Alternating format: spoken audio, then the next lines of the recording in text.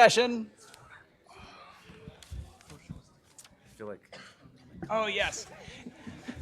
Just a note, if you haven't already started following the social media for Startup Boston, please do it. There's QR codes that you can tag. It's outside, Startup Boston. And welcome again. This is going to be a great session with another all-star cast here.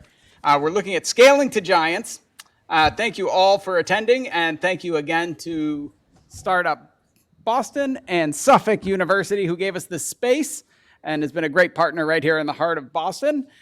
So we are going to be doing this session for the next hour, and I'm going to hand this over to AJ right now to kick it off and get everyone introduced. Sure. Well, we're going to all introduce ourselves, but before I do that, my name's AJ DeRose. I'll go through my introduction in a second. I just wanted to take you all through, number one, I want to say thank you for Startup Boston for having us here today. Thanks for giving us the opportunity to speak to you all.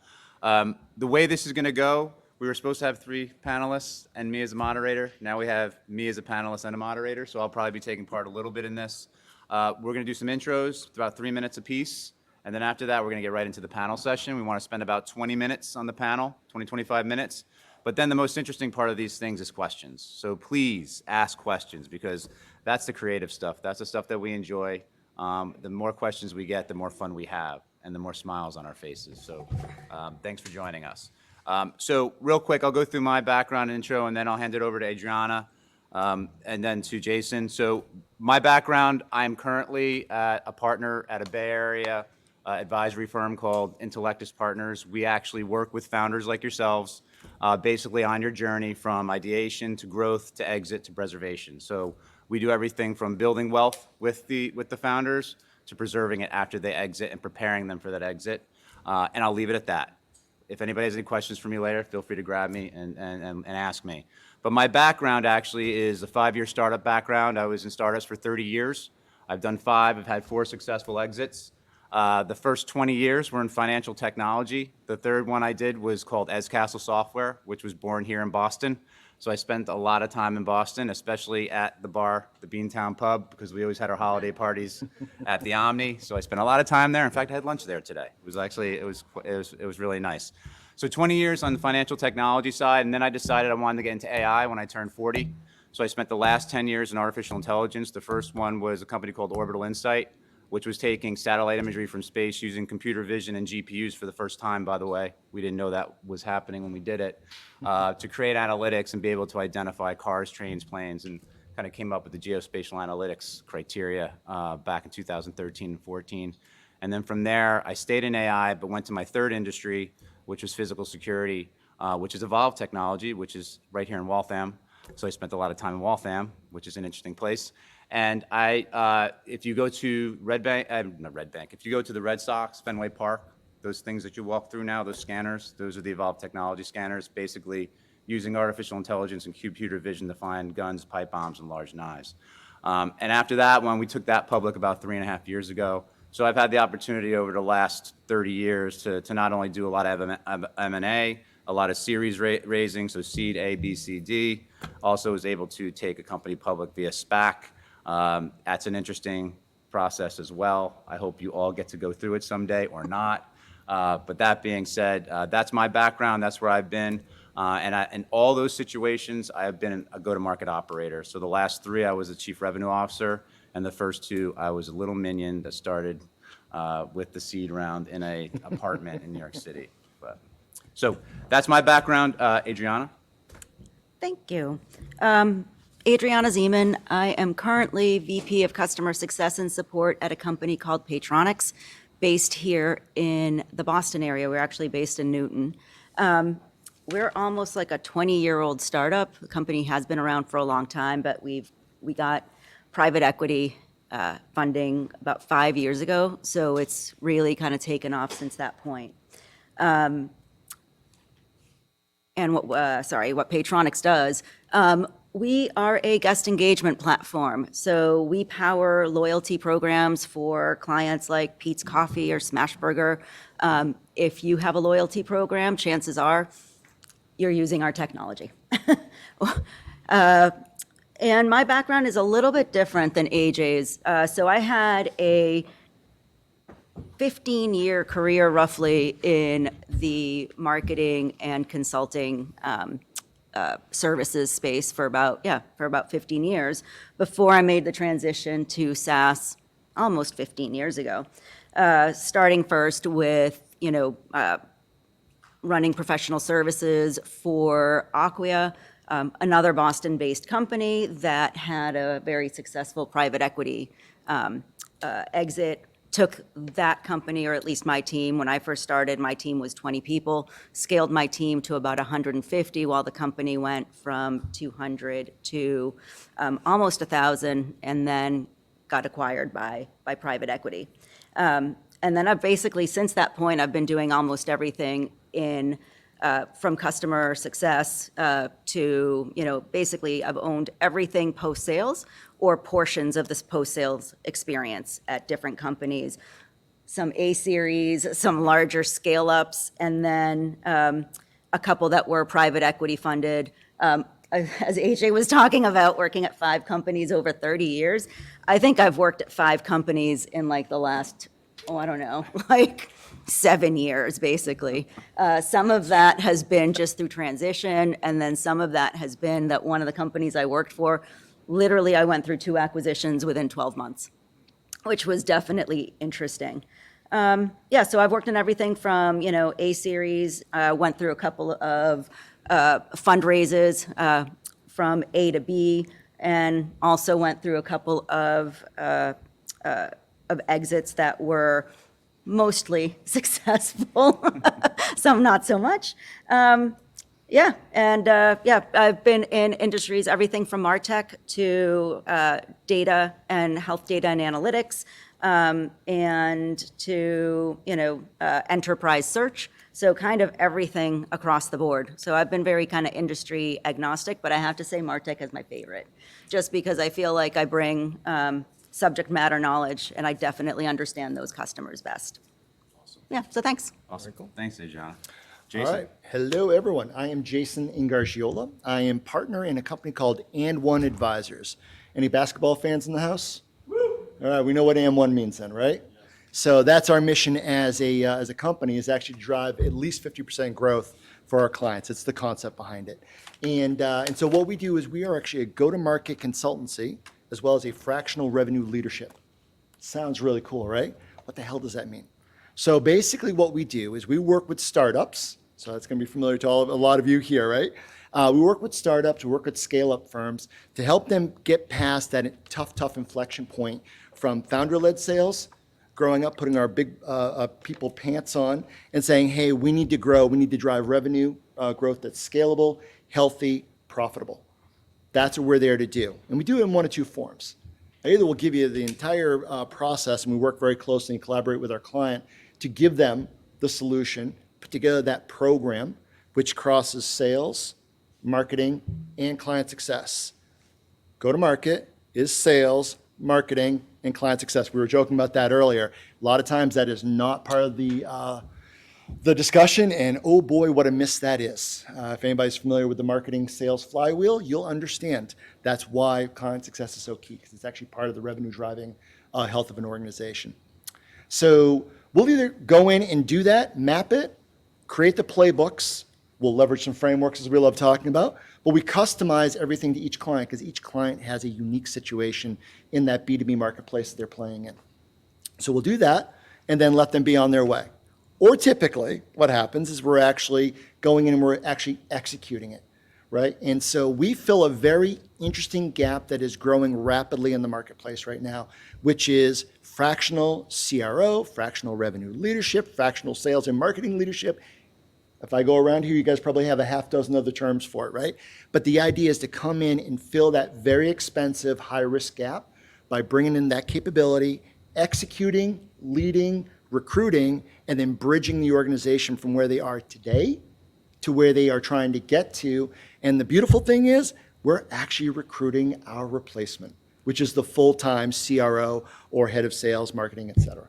So it's a really, really fun position. So I merged my company with a mentor of mine, who I'm very honored to call a partner, and Scott Anderson from Numerator fame, if anybody happens to know Numerator. And then we have one other highly valued partner who sits in Honolulu. And the three of us work together with our clients on a day-to-day basis, and we work with multiple clients at a time. It is so much fun, seriously. My background is about 24, 25 years working in as an individual sales rep, all the way through group and team leadership, all the way through running the revenue organization. Yes, revenue, which is sales, marketing, and client success. I will keep hitting that hard. I've had a great career. I've been very, very lucky and fortunate.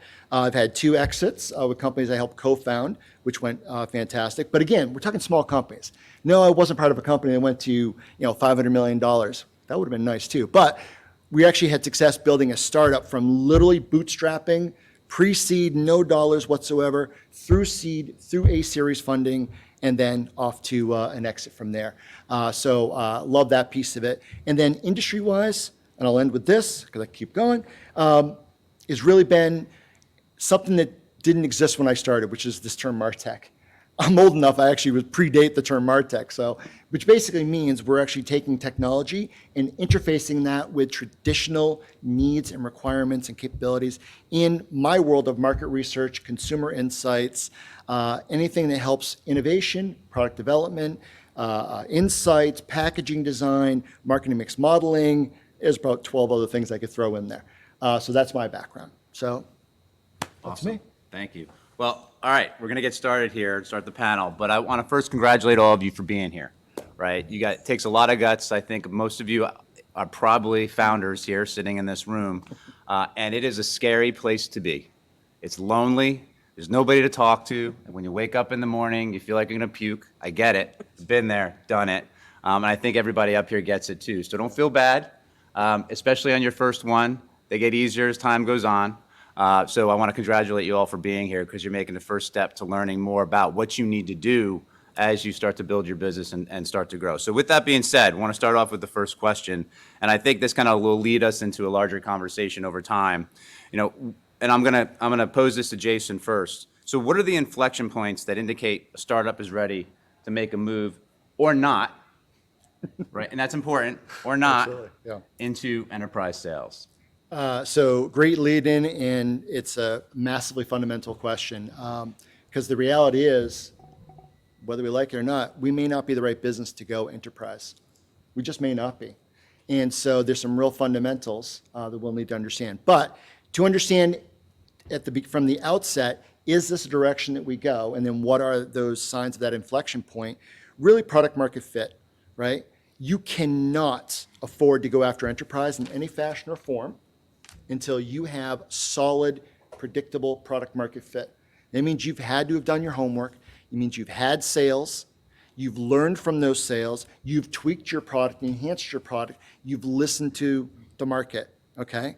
Product market fit is an ever-evolving point in time, right? Because it's not a single point in time. But the key thing is once you have product market fit, now we can actually start to be serious about, hey, we can move forward and start to approach the enterprise market. Second thing is not just the product market fit on the front end, there's also the back end, right? Do we actually have the systems in place to support enterprise clients? Because guess what? Enterprise clients are going to have big demands of you, right? Not negotiable. And we'll talk about some strategies around that, customer advisory boards, and we'll get into some details later on. But really understanding, do we have the back end system or at least enough of a structure that we can begin to successfully move into the enterprise market and be able to go after them. I would also add another thing. We didn't talk about this in the lead up, but I made a note on it, which is really understanding what your TAM is, your total addressable market, okay? And this is something you guys need to do from the outset, right? Who are we going after? So that's your ideal client profile. What do they look like? That's the company, or so that's the segment, it's the company, it's the people within the company, the divisions, the business units, the roles, the personas, da-da-da-da-da. There's a lot there. You gotta get that. It's fun, by the way. It's a fun exercise. And it will tweak it, you'll develop it, you'll evolve it. But it's really fundamentally important that you nail that ICP and then be willing to learn and evolve it from there. Because if you're fishing around, guys, as a founder, that's what drives founders to their grave. It's what makes them sweat. It's what makes them really worry about the next day, is when they don't know who they're going after and why. So very, very important to have that. And the TAM is a reflection of that, right? So look, in our industry, we know there's a lot of promise about, hey, our TAM is $100 billion. Okay, yeah, you're right. I mean, you can calculate it that way. It's usually a top-down approach. Investors have grown to realize that is not the way to be thinking about it, because that is not a sustainable, targetable group for you, right? That's making ourselves feel good that we've got this endless opportunity to go after. It's really doing it from a bottoms up. It's really looking at our ICP, looking at the companies we want to go after. What do they look like? What type, generally, type of investment or spend do they do in this area under which I may be drawing budget from them to afford what we're doing? So how do they do that? And then on top of that, take what we think, which will evolve, we think our pricing is, right? And then we start to calculate the TAM from there. Now, you'll get a number that ain't nearly as sexy. It's not nearly as something that's going to make you feel, oh my God, I'm going to, king or queen of the world here. But at the end of the day, you'll actually have a number that you're far more able to begin to achieve and work towards. And that, in a small business, is, especially as an entrepreneur, the small wins add up. That's how you get to success. So I think from an inflection point, those would be the three things I would call out. So I think there's a couple of things that we talked about before as we were preparing. Yes, I agree with everything that you said, but there's a little bit of nuance, right? So when Jason starts talking about, what would make you ready to start selling to the enterprise, I think the biggest thing that a lot of, smaller companies and newer founders don't understand, or, it sounds very sexy. There's huge dollars in the sales. The sales cycle is really slow. The sales cycle is anywhere from 6 months to 12 months to 18 months or longer. Mm-hmm. So in order to go after, the enterprise market, you have to think about, every company I worked at that made that leap had a very sustainable, very predictable revenue from other sources, because you need to fill that in until you close that one deal, right? Because that one deal, yeah, it's a monster, but you got to make sure that you can sustain the business up till you get to that point. I think one of the other things that we had talked about was, in terms of client success and being ready for the enterprise, and I deal with that every day, is, depending on what you call enterprise or the kinds of companies that you're selling to, the kinds of companies I work with are global. They have, the sun is shining somewhere all the time. So there is an expectation of 24/7 availability, not just of the product, but of the support and having real people. And then the bigger the company, the less patience they have in order to wait. So you have to have the manpower and the focus to be able to respond to them. Like, honestly, I have a client with an SLA of 30 minutes. I have 30 minutes to respond to them. They're trying you right now. They might be trying me now. So just to add a few points there, and I think that's great. There are a few things that I'm hearing here from both of you, and that resonates with me really well, especially from a founder's perspective. Discipline. It's really hard for you as a founder when you get caught up in a deal, when you see that, Bank of America wants your product or Ford wants your product, to not get excited about that and to want to do everything you can to get that opportunity. But you really got to sit back and take a breath and kind of look at what you're doing and how you're doing it, making sure, and I use sports analogies. I'm not supposed to do that anymore, but I'm going to do it anyway. We're in a baseball town. As I used to tell my son, and I tell my youngest son now, it's singles and doubles. The homers will come. Yep.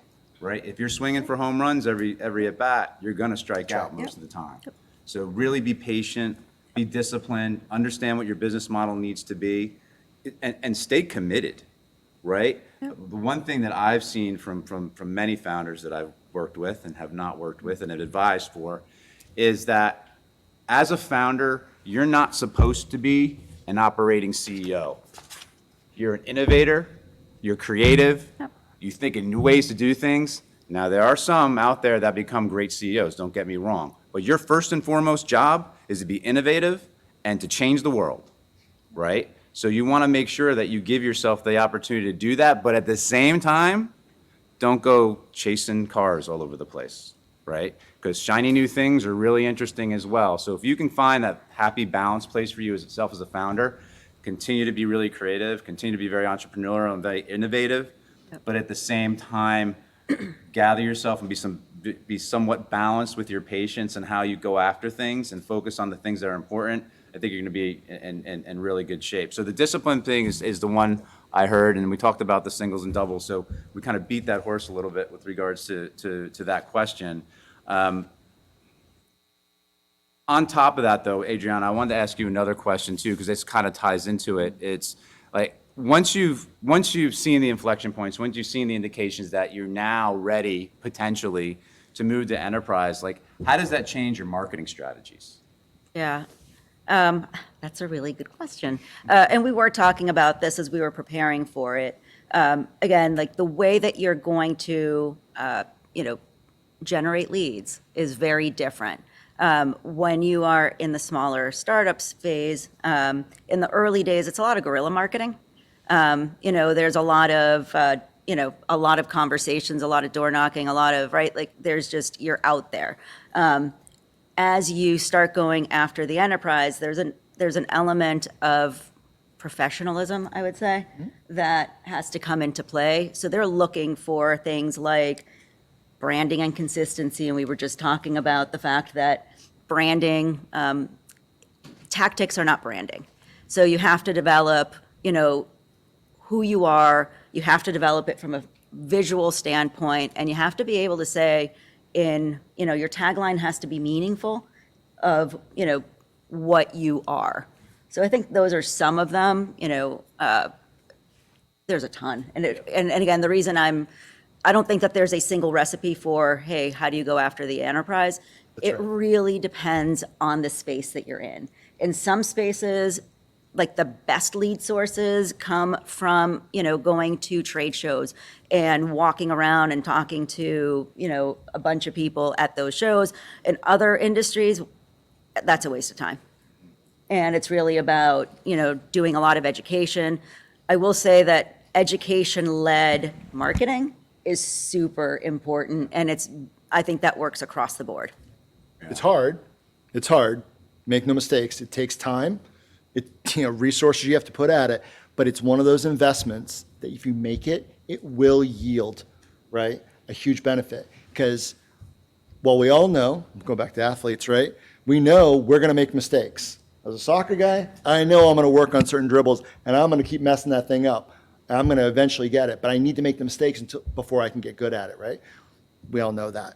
It's the same thing with this, except that we can't afford to make those big mistakes because sometimes you only get one swing, right, at that ball coming through.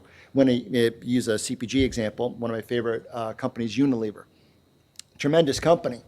Unilever will give you that opportunity to mess up. They will, because they invest heavily in new companies, new technologies. I mean, they're awesome that way. It's actually part of their mission. They are driven that way. By the way, identify companies who have a mission towards trying new things, and they will say it. Go to their annual reports, attend their quarterly meetings. You will hear, we are investing in this. If they're investing, depending on what you do, go the hell after it, okay? Because there's a big opportunity there, because it means mission-wise, the organization is geared towards that. So you're already going towards a warmer audience. Okay, but Unilever. Just to kind of, you were talking about, looking online and things like that. I think that's one thing I did forget to mention is that as you're going to the enterprise space, most likely they're not looking for leads, like they're not looking for vendors on the internet. So you want to start switching some of your tactics from, the SEM and SEO online to you really have to start targeting the analysts because they are looking to those industry analysts in almost every industry I've worked in. Literally, the leads come from the analyst report. You want to make sure that you're starting to appear in the Gartner Magic Quadrant because that's where they're start. So analyst relations become really important. Yep. Yeah, it's a really good point. So in this process, who here has heard the term right to win? Okay? Guys, get familiar with that term, live it and breathe it. You need to understand your right to win. Right to win is not just, hey, I do this better than, company X, right? And if you're new to world, well, then it makes it even more challenging, but because you don't necessarily have a comparative point. But understand your right to win. Define that, because that will inform every decision that you make after that from a messaging standpoint, from your competitor landscape. By the way, do the competitor research. That will also help you understand your right to win. So it's a very combined effort there. But make sure you understand what that right to win is, because that will inform everything that you put into your organization as you're growing it. So in this session, there's no way in heck we're going to cover every kind of key item that you need as a startup as you go to truly founder-led sales, so you're post-revenue, and then moving on from there. We're just not going to be able to cover it, even though we'd love to. We were joking about it. If we could extend this to 2.5, 3 days, if you guys are up for it, we're good, but we don't have that time. Still wouldn't cover everything. It's true. So things like that are really, really fundamentally important, because that becomes a strain, a cultural element within your business, which we're about to talk about too. That becomes something that ties to everything that you do, from marketing to finance to executive leadership to HR, across the board in your organization. Know your right to win. So I'll end on that one. No, that's great. So just some remarks on the marketing side. I think once you go to a more enterprise way of selling, inbound marketing becomes a lot more important, right? I think from a very simplistic perspective. I remember when I first figured out what the difference between inbound marketing and outbound marketing was, I'm like, I don't get it. They're all coming in. But the ability to actually drive people to you with the content that you're providing becomes much more important, because outbound marketing does not scale. That's right. It just does not scale. Yep. You just got to add bodies, and that's not what you want. You want to make sure that you're scaling the business through that inbound marketing kind of piece. So that's one thing I wanted to say on the marketing side. But I want to shift gears a little bit here, because the one thing that we all agreed that we want to talk about today that's really important about scale, part of it is change management, right? Because as you're scaling and as you recognize that you need to get to enterprise, not only do you have to recognize it to get enterprise, but you have to prepare for it, right? And preparing for enterprise is probably harder than recognizing that you need to go to enterprise. So with regards to the identification of that and change management, you have to be really, really cognizant of what's going on around you and what's going on around with your people. I am a huge culture proponent. I believe culture is the most important thing at every company. You could disagree with me. When they said culture eats strategy for breakfast, right? It does. Yep. Unless you don't have a strategy, then it starves. That happens too. But if you don't have a great culture and you don't have people around you that you can trust and you can lean on as you're building this out, and you can look to help you with that change management, you're gonna have a really hard time creating those changes along the way. So we wanted to take about 5 or 10 minutes to talk specifically about what is important about culture. This is not a vanilla topic. I know people's eyes glaze over. He told me to say that when we talk about this. But it is the most important thing that you, as a CEO and founder, will manage your entire life. Because it's the first thing, when you're not paying attention, that falls apart, and the next thing you know, the company's falling apart. I've seen it happen many times. So you have to be cognizant. That crappy feeling you have in the morning because you're not making sales, you should have that crappy feeling in the morning because you didn't talk to your people. Yep. I don't care if you're an introvert or an extrovert. Yep. If you're an introvert, get your ass out of your seat and talk to people. Make sure they care about what that they know you care about what they are doing. Yep. It's critically important. But not just what they're doing at work. You have to know them as people, Very, very fair. right? Yep. Like, you have to get to know your teams and the people around you, because, again, so I agree with you 100% that culture eats strategy for breakfast. I've heard it for lunch, too. Yeah. We'll do it for dinner too if you give me enough time. The best companies Look at I've Italian. worked at have all had really strong cultures. And I think that there's a misunderstanding in some cases about what culture means. It's not about having the foosball table. It's not about, the fridge with the beer in it. It's something much more fundamental. Everyone being the same. That's still Yeah. fun, Right. too, though. Come on, don't get rid of the beer in the fridge. Almost, I'm good with that.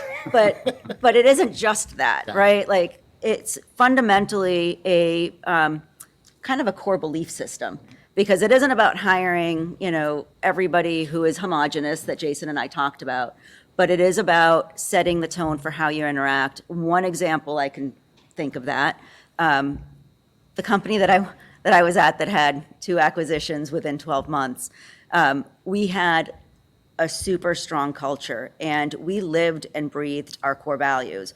Our core values were things like seek first to understand. That was how we were going to interact with each other, is we weren't going to have immediate reactions, but we were going to try to hear somebody and, absorb it. Another one of our core values was difficult conversations make us stronger, right? So you don't want to get caught, to your point, in a cycle of everybody yesing you all the time, because you don't get better. You don't see the challenges ahead that way. So those are the types of things that I mean, and we all agreed that those types of things are culture. It's setting the tone for how you're all going to interact with each other and what's going to be important. Yeah, which is a great jumping off point. So if you got pen and paper, or you're a really fast typer, take these 6 down, okay? So we call them 6 cultural must-haves that you have to have in your organization. Now, when I say this can apply to the whole organization. I wear a revenue lens, right? Which is sales, marketing, and client success, just so we're consistent. So I'm really talking about within that organization, but these really do kind of fit across the entire organization. So one is living your values. Really nice, right? It sounds beautiful. Looks good on a piece of paper. It's freaking hard to do, but you have to do it, guys, because you are going to be the top of the table, the top of the org chart. Whatever you set is going to be what your people are going to follow. And frankly, to a certain extent, some of your clients too. So define your values, define what's important to you, and live it. I'll give you one quick example on that one. So where I had this was the one I got to just observe it, okay? With a company I was with a number of years ago. And we were in the meeting, so we had the CFO, got me heading sales, we had the CEO, and we've got a few other people in there. And so the CEO, this is an HR issue, issue comes up, and the CEO is like, well, we don't necessarily have to do it this way, right? Normally we do it X, but I'm going to suggest we go this other direction. CFO, in a flash, appropriately so, says, X, can't do that. Here's the thing. That's a core value you're breaking if we go forward with this. I'm obviously being general because I don't want to give away information, but he's like, we can't do that. That goes against what we have stated as an organization, how we treat our people, right? And how we invest in our people. We can't do that. It's like if our values are convenient, they're not values. It was brilliant. CEO came right back and essentially within 30 seconds like, yeah, kind of thanks for that. You literally just brought me back. Because it only takes that second to make a decision that clashes or conflicts with your culture, right? And what you've set and your values you've set for the business. So that was one I got a chance to observe directly head on, and was just very cool to see the CFO just do it without hesitation. Second culture is a hiring culture, right? It's really hiring for a culture that is not homogenous with who we are, right? It means that we're looking for people, we're looking for characteristics that can fit nicely within our business, right? Now we can use terms like diversity, but I'm not talking about diversity in that way. That's a given. What I'm talking about is the way people approach their job, how they think about contribution. Are they players that are wired towards team play and want to work and help? Are they individuals who just want to be the best of the best? I'm not passing judgment on any of those. Just whatever it is, hire for that. So the example there is one of the things that we do with our clients, as I told you, we kind of do the full life cycle and we actually replace ourselves. We'll actually have the final stage of the interview completely separate from everything else. Our client or us will have said, this is the person to go with. Let's rock. We still have one more interview. And that interview is a pure cultural interview.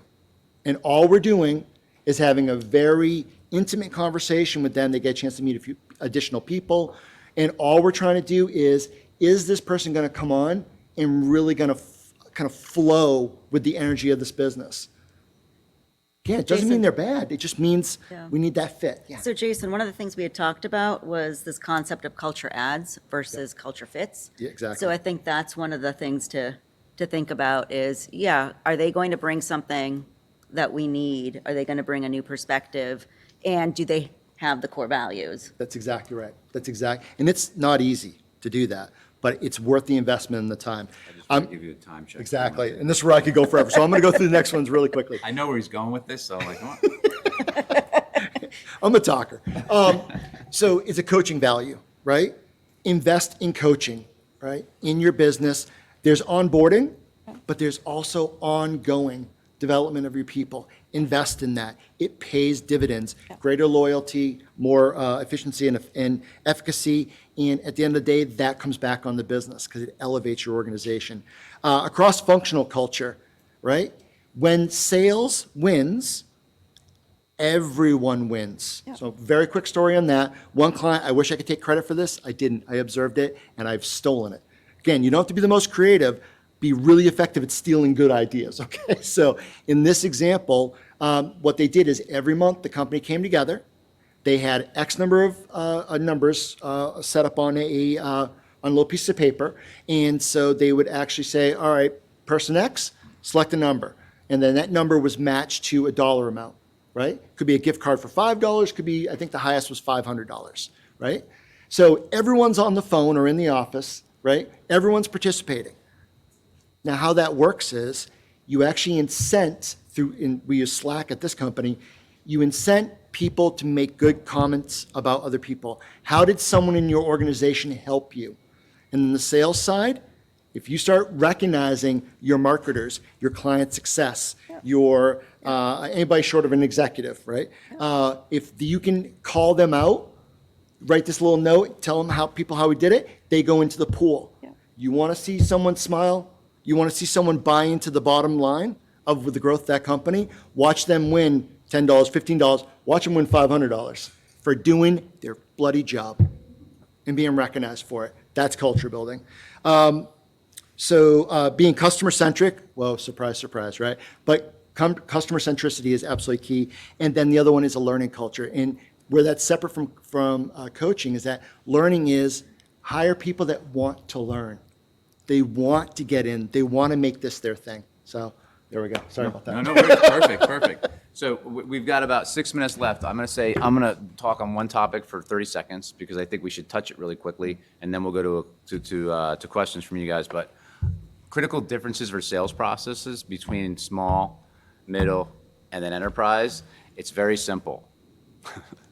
It's harder, number one, and you're going to need a much bigger team of people that know how to manage multiple decision makers.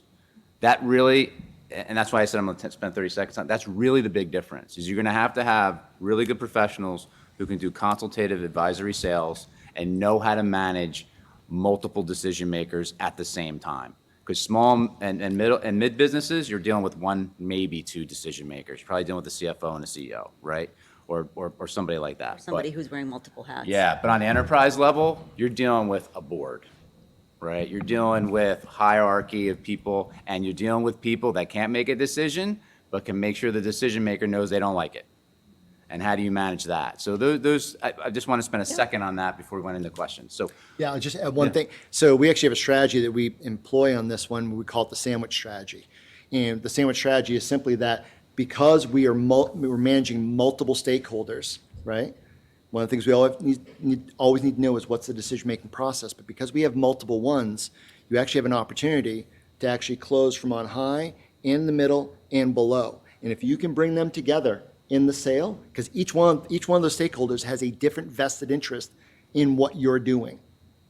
If you can get them harmonized from the outside, which is a powerful place to be as a partner, and talk about elevating you as a strategic advisor or partner to the business, and that takes you out of the look of every other company that's trying to sell to them. You can do that sandwich strategy, you are bringing massive value. Again, it's not easy, but to your point, that's what makes enterprise both so rich in its opportunity, and also what makes it so damn difficult to go after. all right. So, questions. We've got 4 minutes. Maybe we can go. 4 minutes. Let's throw a quick one in from online. Great session so far. So this is one that probably applies to a lot of people. They're going after some boutique hotels and getting tech in there, and they're looking at the big chains of hotels, and the tech in the big chains is inconsistent. Some of it's great, some of it's terrible. How should they look at those big hotels as the chains? Are those enterprise customers? Should they treat them differently? Or how would you recommend they approach that? Yeah, I mean, my quick answer to that is they are enterprise. A lot of times they're making decisions across the entire hotel chain, right? So although they're disparate at times, a lot of these hotel chains have been bought over the last 10, 20 years, right? So they've been merging them, and that's why their technologies are different. But there is going to be a central location for a decision to be made. I had that experience at Evolve when we were selling into Hard Rocks, right? And how do you sell them? Once you get one, then you start to get a bunch of them. So they are an enterprise deal from that perspective. Yeah, and I would just add one more element, just building off that. In that example, hotels are both corporate-owned and franchise. Different sales process, oftentimes, right? And so you have to, it's still a complex, multi-person decision-making effort you have to go through, to your earlier point, AJ. So, yeah, very much enterprise, got to be buttoned up. Yeah, I would stick to the independent, actual boutique hotels, because the decision, is going to be made at Marriott. It's not going to be made by the Tribute Hotel that is the boutique. And if I was doing it, one note to there is I would focus on the boutiques also, because once the boutiques technology gets better, the big guys will notice, and then they'll start knocking, right? And it'll be less effort on your side from a sales perspective. That is true.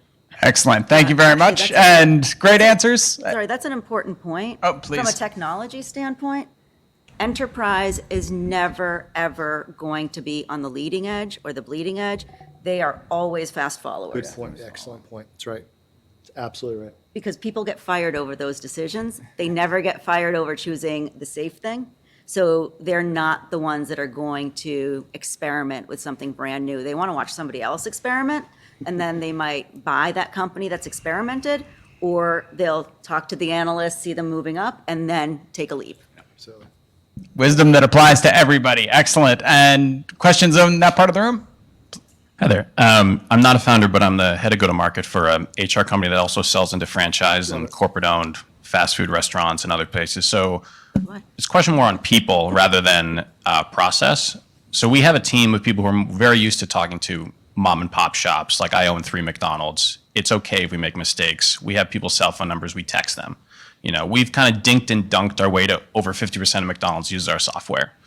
But now we're looking at these bigger chunks of people. Like we want to sell to 900 locations of Dutch Bros, or we want to sell to Papagenos or D'Angelo's, or these like corporate-owned groups that instead of selling 6 locations at a time, like how do we get to 600? But from a people perspective, like the team that I lead is much more comfortable having this personal approach with someone who's like in Kentucky, who has a family, and like we know their dog's name, right? And we've sold that way, this referral, word of mouth. Right. But as we look for funding and investors like, hey, you got to get more serious, my challenge is, do I up-level the people we have to become these enterprise, buttoned up, I wear a suit to work sort of people to deal with a board, like you said, or do I need to bring in someone new and make a bet that we can sell and then we can support them with these new people? And that's the challenge of like, what are the factors I should consider, before I decide to hire or fire someone? Absolutely. Like, what are the qualities I should look for in them to see if they can rise with this or just get new people in the door? So I think this is one area that the 3 of us probably agree. You're at the point in your business where you have to start getting the adults in the room. Yeah. Meaning the folks that got you there, they can stay at your company, but unless you have a head of sales that can coach them, and even then I would say they're not going to get the coaching that is going to make them immediately successful in that space. So in my opinion and in my experience, when I got hired at Acquia, it was because exactly the same thing. They were starting to sell to the Verizons of the world, Right. to the NBC, and the Comcast of the world, and they needed somebody who knew how to run enterprise delivery. Now, I had all the same people on the team because they had the product expertise, they knew a lot of the things, but they weren't going to be able to create a enterprise level delivery system because they'd never experienced it. So unless you've done that before, I would say you need to hire for that experience that you don't have. That's where you get culture adds. Yeah, and I think that's the important piece of this, right? Because Adriana is absolutely right. In theory, we want to upskill. Because why? They're already on board. They already have a lot of the fundamental knowledge. So their ability to kind of amp up their game is potential. If that potential is available in the coaching and the development and the go-to-market strategy to that. Because once you make that move, it's not just about the people. It is about the strategy, and that's back to the fundamentals. Who are we going after? Why? How are we tackling them? What are the important elements of it? Do we have marketing aligned with sales, right? We know you as a go-to-market head, you know the importance of those two living and breathing one another, not reporting one to the other, to literally be aligned. That's why CROs exist today. Right. That's org chart. If anybody didn't realize it, that's why CROs exist, because sales and marketing were led by two different leaders. And the problem is they were never fully aligned. So I think that plays an important NCS, role. by the way. What's that? NCS. Thank you. See, I did it right there. I left it off. Exactly. I don't know if that helps, but it is, as far as the starting point goes, yes, you're going to look for the right people, but the looking for the right people is not the only answer. And that is a mistake that a lot of, especially tech companies, make the mistake of. I'm going to hire the sales hero. They're going to come in. They're going to make it work. It doesn't work that way. You might get a success, but it's not sustainable, and it will not proliferate within the business. Yep. So You can't hopefully choose- that helps yeah. a little bit. Yeah, you can't choose one or the other. Nah, No, you I can't. was going to say, Thank you. I agree with everything they said. I've always been the focus. Priority number one, invest in my people as much as I possibly can. Priority number two, hire great people that are going to influence those people, right? Because they're going to see that and they're going to go, oh, maybe I can step up as well. That's what right. we're looking for. You also have to have buy-in from those people, right? That they want to. They may not want Right. to. Give them a choice. They might want to leave, right? They might want to go. And then four, don't squint. At some point, you're going to know that people just aren't going to be able to make it to the next level. And there's lots of ways to manage those things out or in or different places within a firm, but don't squint, eyes wide open. You're going to know. And when you know, you should execute because it's not fair to them either that you're squinting because you're just prolonging something that they could be doing something better somewhere else. Got it. Thank you very much. Excellent answers. We still have about 10 minutes, so Oh, excellent. we'll keep it going. And so We're just present yourself. So they got it. Arnell Millhouse, along with Cliff Shawnier. We're the executives, and we run a startup accelerator out of Rhode Island called Silicon Excel. Nice. And just because you can doesn't mean that you should. My favorite saying, my man. Absolutely. Just because you can doesn't mean. And Adriana really hit upon the point that there are long sales processes and cycles moving into the enterprise. What are some of the other caveats that might suggest that a startup does not take that opportunity to move into enterprise sales? Because I have a bunch in my mind, but I'm curious to hear what you guys think. I'll jump in first, just real quick, and I'm going to be repetitive on this, back to the ICP, right? Enterprise is part of a TAM, right? Your total addressable market. So if you have a solution that can go small market, mid market, and enterprise, that's brilliant. Okay, know exactly what each one of those look like. Segment, company, or company size, company, roles, etc. Be very diligent about building that out.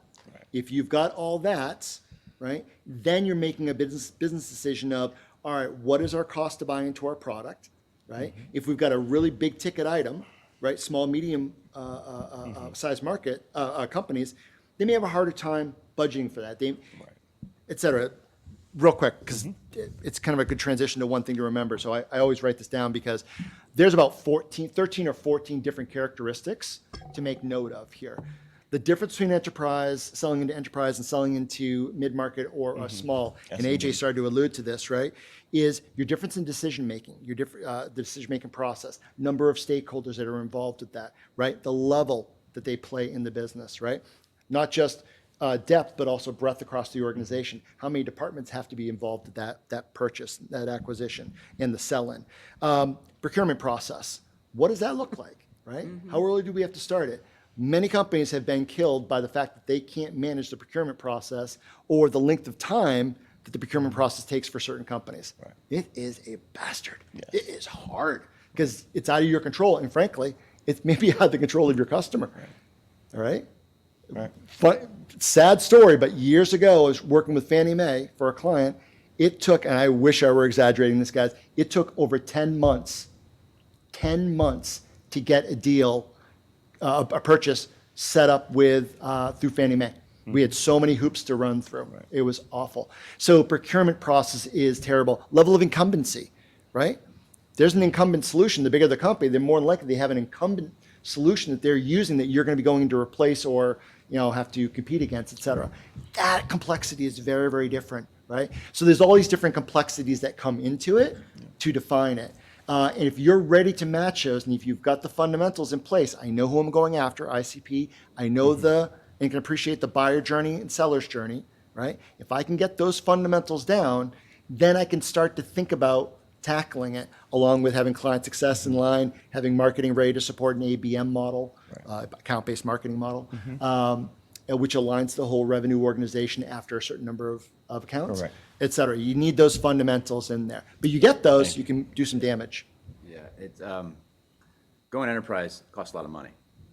Certainly It's does. very Takes capital investment. intensive. That's why when you're raising a C or D round, a lot of times what you'll talk about when you're presenting to those fundraisers, what you're going to do with the money is go enterprise. Right. Because you got to hire all these people, you got to get stuff, you got to get prepared for it. So that's one thing, and you got to it's gonna increase your burn rate. Right. And one of the things that we see as well, when a startup is born, it's born from your DNA as a founder. And that culture that we were talking about earlier, enterprise, they have restrictions, they have requirements that could change the entire DNA and culture of your organization. And you may say, okay, we need to go there for whatever reason, but then the people that you've hired on your team, because the vision has changed, the culture has changed, you could lose 100%. Half of your team in terms of their vision and focus. Go ahead, I'm sorry. So I think there's a difference between the market you go after and the company culture. I want to keep that, there's two separate things. You can absolutely move into the enterprise and maintain the core culture. If your culture changes that fast, you didn't have a culture. That's right. Also, I know people that have signed on with Walmart and they rip the soul Yeah. out of the organization. Yeah. Walmart will do that to you, yeah. Yeah. So there are some Yep. that, Yeah. and once they get there, because you start off and you get your hooks in, and before you know it, and then you're fighting a war on two fronts. And That goes back to your ICP and who you're going after and staying why. serious. Exactly, because if you don't have that fundamental, you don't have those guardrails on, you're chasing dollars. You're chasing dollars. You are putting yourself in a world of potential hurt. And I've seen it. One company I was with, God love them, we survived it. That was the Unilever example. And Unilever didn't do anything wrong. They just made a big demand as an early account of this company, right? They made a big demand. Well, we chased it. We went after it. Absolutely. Unilever, great marquee client, right? Client advisory board. This is amazing. Holy bloody, but it was not good because that almost killed us as a business because we stopped investing in the other areas because we banked on the big player. So you got to have that discipline. So 100%. The only thing I'll Great information. We've got about 5 minutes, so So the only thing I'll add to that is as a CEO and founder, right, as co-founders, make sure you're managing expectations of the people you hire that to have a culture of change. Yep. Because I've seen it lots of times, and I've been there. Like when I build teams, the first thing I say to them, "You're in a startup. Stuff's going to change. You better be ready for it. I'm telling you now. So when it does, you're ready to move. If you don't like change and you don't like risk, don't be here because that's not." So if you can also get in front of that a little bit, and you're not going to win everyone. But for the most part, at least the people you're bringing on understand that change is going to be part of this journey, and you're there for them, right, the whole way. Yeah, because remember, the people we hire, they're hiring us as much as we're hiring them, right? I mean, that's not trite. It sounds trite, but it's not trite, I swear. I mean, it's important. And so that's how you ensure you keep the culture. If your culture is well-defined, you do that, you're going to be successful. So I have a Excellent question points. about, oh, can I go? Sorry. I'm a founder and an advisor to founders. So I'm trying to help some founders make the transition from customer success to account management, right? And looking at those bigger clients as sort of a different profile. What triggers should I tell them to be looking for that, like, now it's time for you to think about account management and stop thinking about that more transactional customer service model? Because I want to be able to be really clear about, like, what's going to happen in the business and how can they get ahead of, falling behind because they didn't build to a more sophisticated customer support model. Yeah, and so customer success isn't customer support. So we have there is a different way to look at it. It's, those customers do have an expectation that they have a named resource, that they have a trusted advisor, that there is a consistency, they have one person they can go to. Those are some of the things. I think the other one is, when you start to see things like, is the client using the product to all of its potential, right? So those are things that I definitely look at. Are they using all the things? Are they, are you their trusted advisor? And if you're not their trusted advisor, you don't have the right model, at least in the enterprise. Yeah, yeah.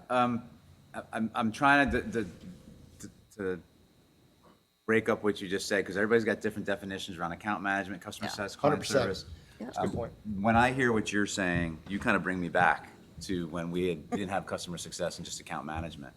I think what you're asking is that, how do you know when a customer success team that has 50 or 60 clients that they're covering and they're the trusted advisor of, Yeah. when do you know it's time to take one of them and make them an enterprise account manager or CSM who's going to be focused on one major account or multiple? Am I getting this right?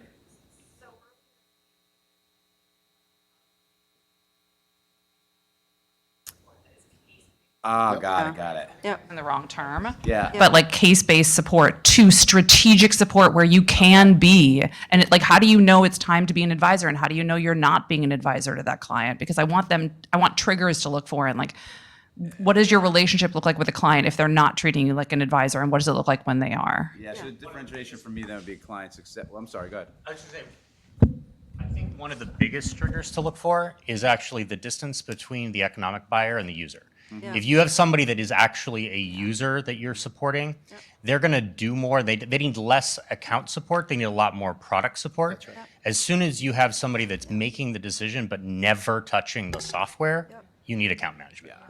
Yeah, that's a great point. But I would also call that, there's client service, which is that transactional piece. Yep. And then there's customer success, which is the business piece, Yep. right? And I think once you, to the gentleman's point out in the audience, once you're getting to that motion, that's when you need, because that person needs to be covered, because they'll unplug things without knowing anything, right? So you need to be in front of them as much as possible. Agreed. Yep.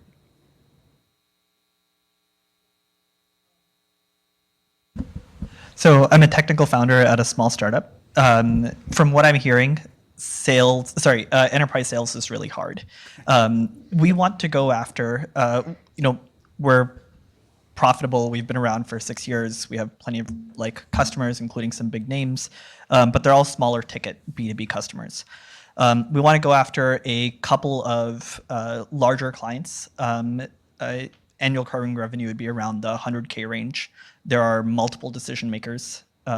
Is that enterprise sales? And should we just not even try, even though we've established some sort of need there, because we don't have that expertise? What are your thoughts? I have thoughts, but I'll let you go first. in a situation like this, and this is going to sound crazy, it's going to put you to work. In a situation like this, where I've seen enterprise sales work in this situation specifically, where you're kind of testing the waters in it, you need to be the salesperson, Of course, yeah. right? You need to be the person that's having those conversations across the enterprise and across the different decision makers to really test the waters and see if there's something there. And that's going to take a lot of your time. It's going to take your time away from doing other things. But if you, and I don't know, because I haven't seen anything you haven't presented anything to me, But if you truly believe and there is something there to say that there is enterprise opportunity there for you and you want to tool around with that a little bit, it's got to be you to take a look.